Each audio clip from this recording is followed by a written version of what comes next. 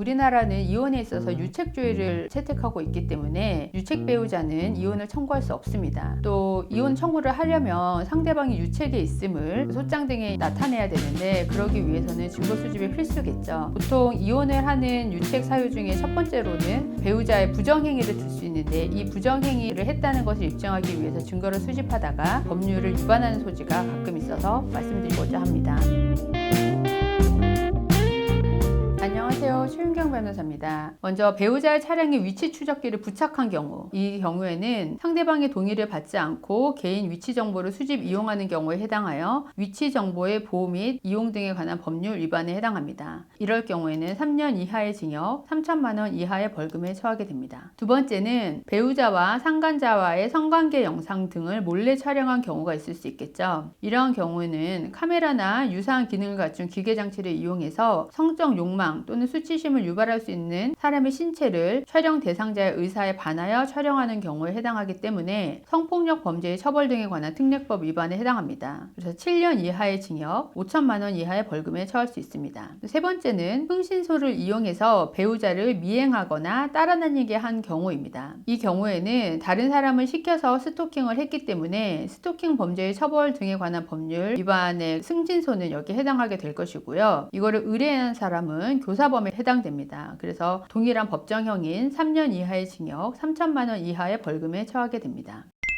네 번째는 흥신소에 상간자의 주소나 주민번호를 알아내달라고 위탁한 경우입니다. 이때 흥신소는 부정한 수단이나 방법으로 다른 사람이 처리하고 있는 개인정보를 취득한 후에 이를 영리 또는 부정한 목적으로 제3자, 즉 의뢰자에게 제공했기 때문에 흥신소는 개인정보보호법 위반의 소지가 있습니다. 또 의뢰인은 타인에게 위탁했기 때문에 교사범 처벌에 해당됩니다. 이에 대해서는 10년 이하의 징역 또는 1억 원 이하의 벌금에 처할 수 있습니다. 다섯 번째는 배우자와 상간자와의 대화를 몰래 녹음한 경우입니다. 이런 경우에는 공개되지 아니한 타인 간의 대화를 녹음 또는 청취하는 것에 해당되어 통신비밀보호법 위반 소지가 있습니다. 이 법의 법정형은 징역 1년 이상 10년 이하의 징역입니다. 따라서 법정형에 벌금이 없기 때문에 이 법을 위반하면 벌금형을 받을 수는 없고 실형 혹은 최소 집행유예형만 가능하므로 몰래 녹음하는 것은 특별히 유의하셔야 합니다. 단 대화 당사자 간에 몰래 녹음을 하더라도 그것은 타인 간의 대화가 아니기 때문에